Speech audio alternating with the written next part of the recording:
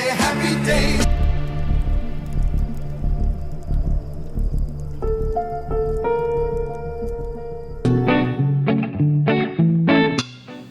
Welcome, Dino and the American and Philippines YouTube channel. Please subscribe, click the thumbs up button, and leave a comment. I will reply. Alright, so this is November 7, Thursday, 2024. And what we have for a video is going to happen tomorrow on November 8th, about 2 a.m. in the morning in the Philippines. Because Facepunch is doing their monthly update. So I can never find out what the monthly updates are.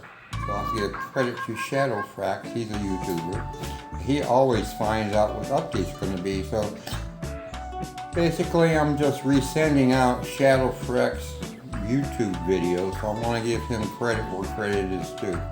Thank you for watching, and here comes Shadowfrax. Thank you.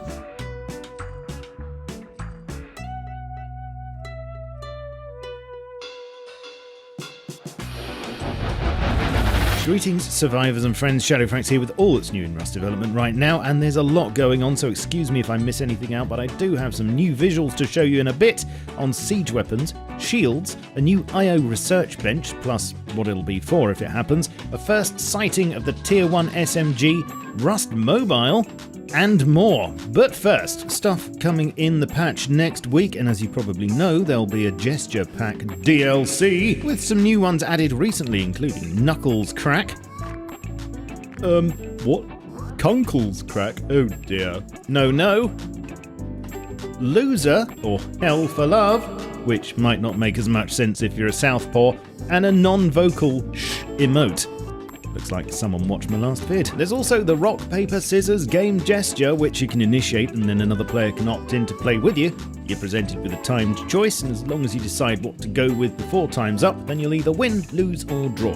Just remember, if in doubt, there is always a fourth option. And for those wondering, I can confirm these are all part of the DLC, and there won't be any free ones, not even rock, paper, scissors as far as I'm aware, although I'm not sure if non-DLC owners will still be able to join in a Jan Ken Pon session if someone with the DLC initiates it, if that makes sense.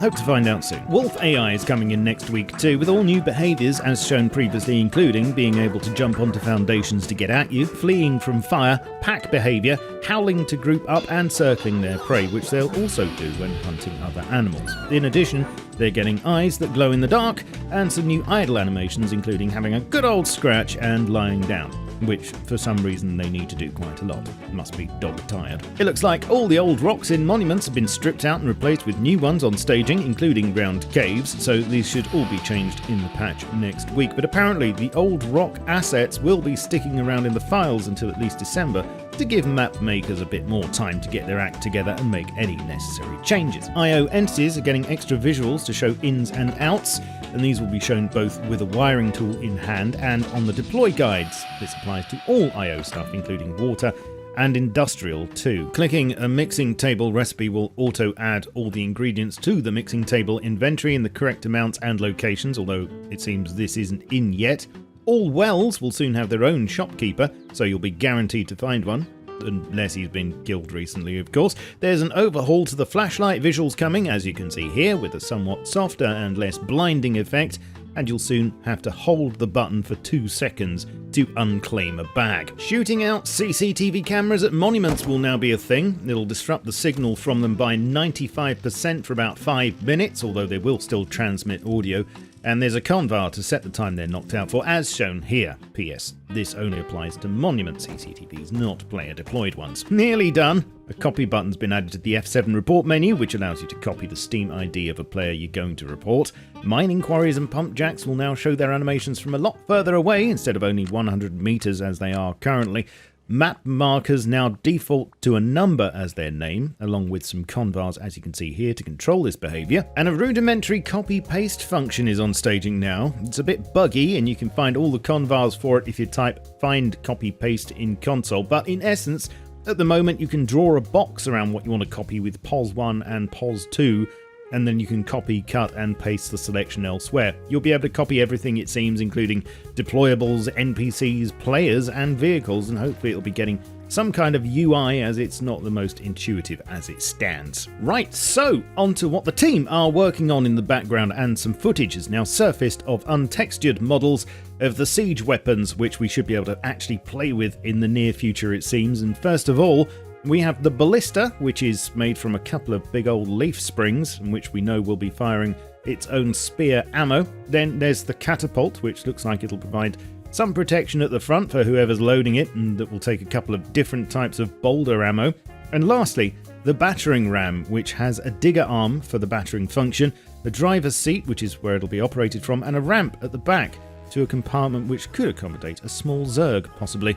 There should also be a siege tower, but that one hasn't been properly modelled yet, I think. All of these, as you can see, have wheels and will need to be transported to site using cars or even horses, which can be hitched to them with some kind of tow rope, according to recent commits.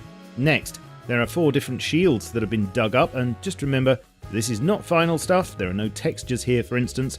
There's a basic wooden shield, then a reinforced version with what looks like metal strips, an improvised shield, some kind of hubcap by the looks of it, and a metal shield with what looks like holes for peeking through, possibly. All of these will be equipped in the backpack slot, I believe, pulled out with a delay, will block damage, and will prevent sprinting and attacking whilst blocking with one. The Tier 1 SMG isn't available to play with just yet, but the icon for it has appeared in the files, so here's the basic look of the thing, which, as you can see, utilises parts from what would have been the modular weapon system.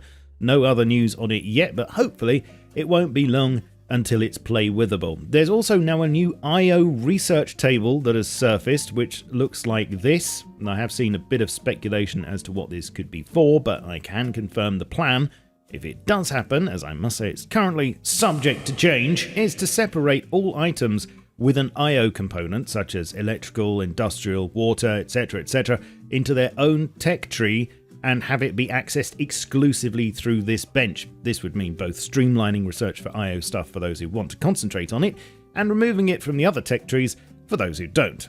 As I say, it's in a bit of a state of flux at the moment, so don't take anything I say here as gospel just yet. Let me know what you think to this idea in the comments below, please. In other works in progress, there are some new temperature teas coming soon to cool down and heat up players. There are new statuses in Rich Presence to show when friends are joining a server, and a primitive game mode is in development with different eras, such as primitive, medieval, frontier, and modern, each, it would seem, with their own tech level and thresholds as to what would be unlockable.